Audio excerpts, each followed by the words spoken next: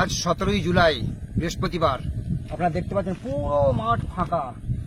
সারা Bharat ক্ষেতমজুর union Hooghly জেলা কমিটির আহ্বানে ধনিয়াখালীতেও ধর্মঘট সর্বাত্মক হচ্ছে। মাঠ আপনারা দেখতে পারেন, সাধারণ খেটে খাওয়া গরিব মানুষ আজ মাঠে নামেনি।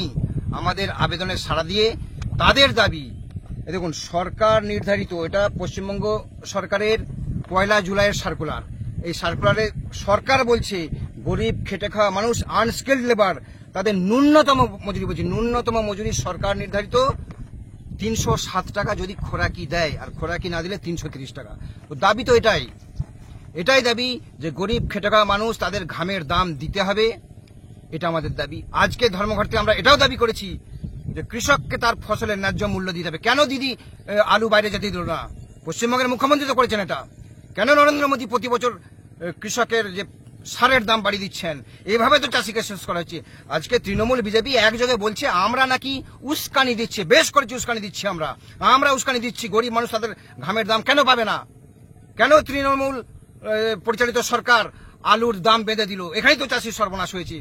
প্রতি বছর কৃষি দ্রব্যের দাম বাড়ছে, এখানেই তো চাষির সর্বনাশ হচ্ছে। নরেন্দ্র মোদী আর মমতা ব্যানার্জি দুজনে মিলে সারা দেশের কৃষিদের সর্বনাশ করছে, কৃষকদের। আর আমরা যখন গায়ে গতরে খেটে যারা সোনার ফসল ফলায়, সেই ক্ষেত মজুরের একটু ন্যূনতম একটা মজুরি বাড়ানোর যখন আমরা আন্দোলন করছি, ধর্মঘট করছি, আমাদেরকে কটাক্ষ করা হচ্ছে, দেখে নেওয়ার হুমকি দেওয়া হচ্ছে। আসুক না, মানুষ বুঝে নেবে, গরিব মানুষ বুঝে নেবে ধর্মঘট যদি ভাঙতে আসে তৃণমূল। আমি শেখ জসিমউদ্দিন, সারা ভারত ক্ষেতমজুর ইউনিয়ন ধনিয়াখালী ব্লক কমিটির সম্পাদক।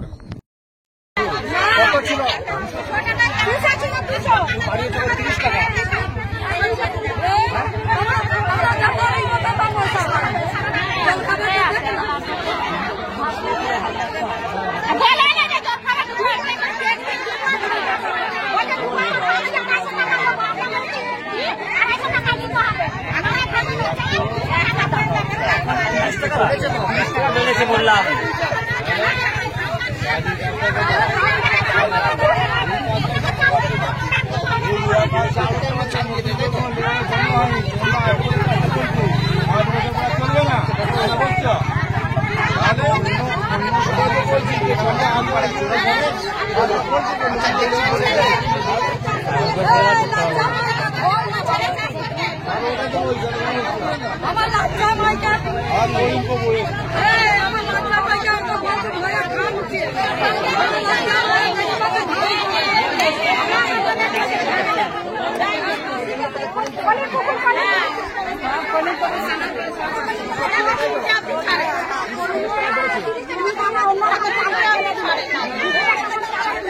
আমি তোমাদের জন্য এখানে এসেছি।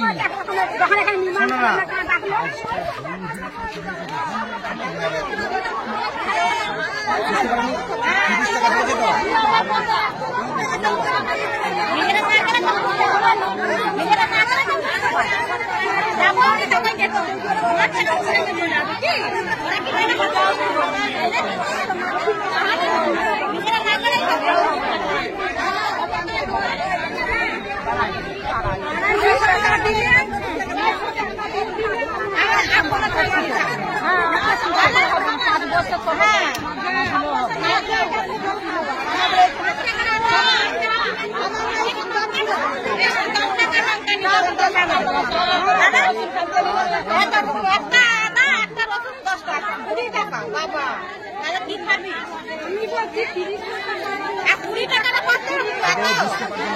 আজ বন্ধ করো না, 2 দিন কাজ বন্ধ করো না।